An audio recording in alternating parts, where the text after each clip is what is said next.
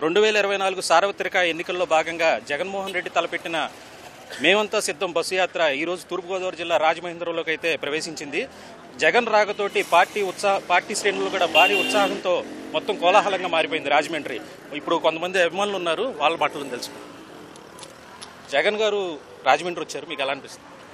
ఇక పండగ వాతావరణం ఈరోజు కనిపించింది.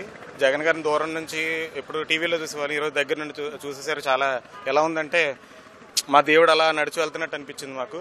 అలాగే మా భరత్ గారితో పాటు ఇద్దరు అలా నడుచుకుంటూ వెళ్తుంటే చాలా హ్యాపీగా అనిపించింది. రెండోది ఏంటంటే ఎప్పుడు లేని విధంగా మన రాజమండ్రిని డెవలప్ చేశారు భరత్ గారు. అది చూసి అది ప్రజలందరిలోకి వెళ్ళాలి, చాలా లోపలికి మనసులోకి వెళ్ళాలని చెప్పేసి మేము కోరుకుంటున్నాం. పేదవాడికి న్యాయం జరిగింది, పెద్దోడికేమో అన్యాయం జరిగిందని ఫీల్ అవుతున్నారు. అది దళారులు ఫీల్ అవుతున్నారు. పేదోడికి మాత్రం గుండె ప్రతి ఒక్క మనసుకి చేరింది ప్రతి పథకం. అది కంటిన్యూ అవ్వాలంటే మళ్ళీ జగన్ గారు రావాలని చెప్పి మేము కోరుకుంటున్నాం. ఈ రోజున మనకు తెలుసు, చంద్రబాబు నాయుడు గారి హయాంలో మనకి ఎటువంటి పథకాలు రాలేదు. పేద ప్రజలందరూ కూడా ఎంత ఇబ్బందులు పడ్డారనేది ప్రజలు చూశారు.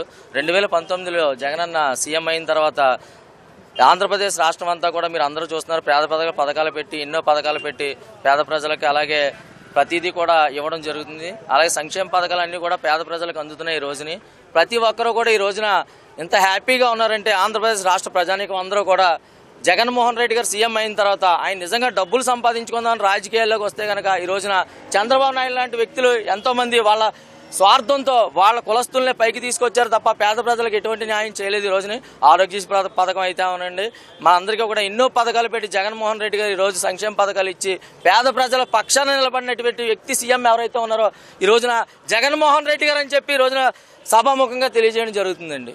టీడీపీ ప్రయత్నం లేదని ఎందుకు చెప్పగలరండి? ఇప్పుడు జగన్ అన్న రేపు పొద్దున్న 2024లో సీఎం అవుతున్నారు.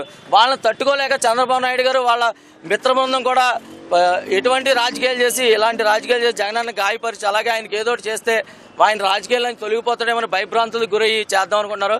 కానీ జగన్ అన్న సింహం సింగిల్గానే వస్తాడో ఏలకలాగా 10 మందిని పోగేసుకుని చుట్టుపక్కల అలా వచ్చే పరిస్థితి అయితే ఈ రోజున లేదు. 2024లో మనం చూస్తూ ఉన్నాం, జగన్ గారు సీఎం అయితే ఖాయంగా జరుగుతుంది. జగన్ గారి హయాంలో మా భరతరామ్ గారి గురించి చెప్పాలి. ఎందుకంటే 2019లో ఎంపీ అత్యధిక మెజారిటీతో నెగ్గి భరతరామ్ గారు ఈ రోజున నా భూతే నా భవిష్యత్ అన్నట్టు రాజమహేంద్రవరాన్ని ఎన్నడూ లేని విధంగా 40 సంవత్సరాల రాజకీయ చరిత్ర అంటారు టీడీపీ వాళ్ళు. కానీ ఈ రోజున ఏమీ లేదండి. ఎన్నోసార్లు ఎమ్మెల్యేలు ఎంపీలుగా నెగ్గారు. మీకు ఉదాహరణగా చెప్తాను, మన 2014లో ఎంపీగా నెగ్గారండి మురళీమోహన్ గారు. ఈ రోజు మాకు ఎంపీ అంటే కూడా మా రాజమండ్రి ప్రజలకు ఎవరికి కూడా తెలియదు. ఈ రోజున భరతరామ్ అంటే చిన్న పిల్లల దగ్గర నుంచి పండు ముసలి వరకు కూడా ఈ రోజున భరతరామ్ గారిని తెలుసుకునే పరిస్థితులు ఈ రోజు ప్రజలు ఉన్నారంటే ఎంత డెవలప్మెంట్ జరిగిందో రాజమహేంద్రం అనేది ఈ రోజున మీకు తెలియపరుస్తుందండి.